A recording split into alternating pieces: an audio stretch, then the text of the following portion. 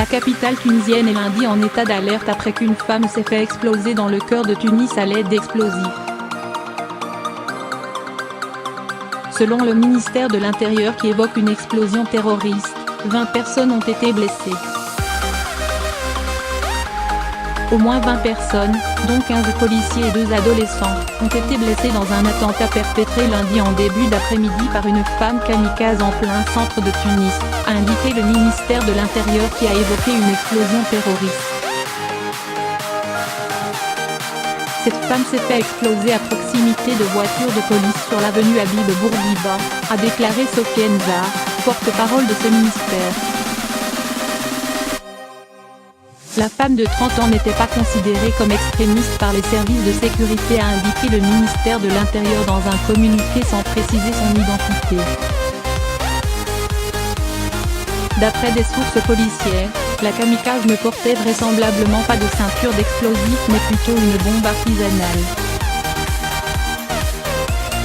C'est une tragédie, a déclaré le président tunisien Béji Caïd Essebsi depuis Berlin. Nous avons cru que nous avions éradiqué le terrorisme, a-t-il poursuivi, mais le terrorisme est toujours présent au cœur de la capitale. Les témoins présents ont rapporté qu'ils avaient entendu une explosion sur la principale artère du centre de la capitale tunisienne, à côté de laquelle se trouve notamment le théâtre municipal de Tunis mais aussi l'ambassade de France, où le personnel a dû rester confiné.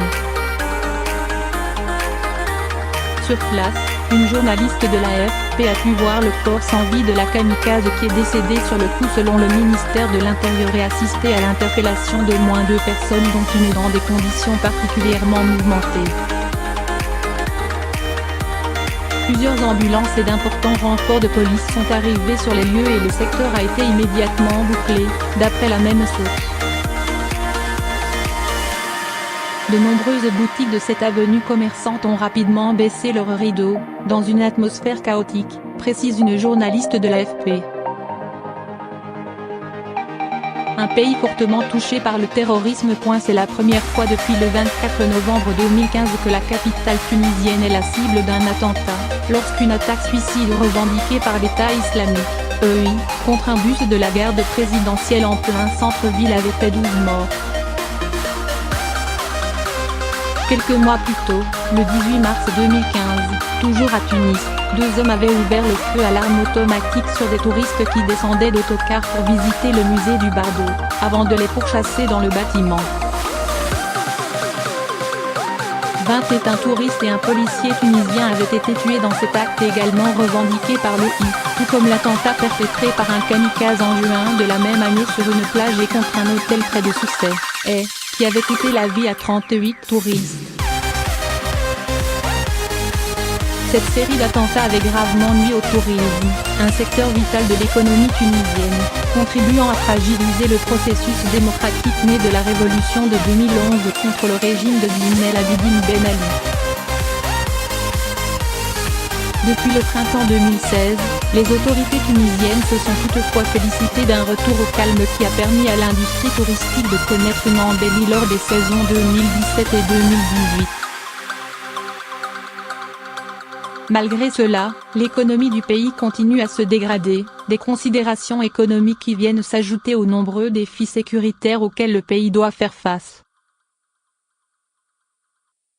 L'état d'urgence reste ainsi en vigueur sur l'ensemble du territoire depuis l'attentat de novembre 2015, et la présidence tunisienne a annoncé une nouvelle prolongation d'1 mois le 5 octobre dernier.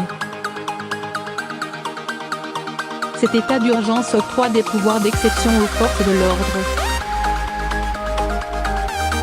Il permet notamment l'interdiction des grèves et des réunions de nature à provoquer le désordre. Le pays a été confronté après sa révolution de 2011 à un essor de l'extrémisme religieux, responsable de la mort de plusieurs dizaines de soldats et de policiers, mais aussi de civils et de touristes étrangers. Près de 3000 Tunisiens auraient ainsi rejoint l'EI et d'autres groupes djihadistes en Irak, Syrie et la Libye voisine, alors que le taux de chômage n'a cessé d'augmenter ces dernières années dans le centre et le sud du pays, des régions beaucoup moins touristiques.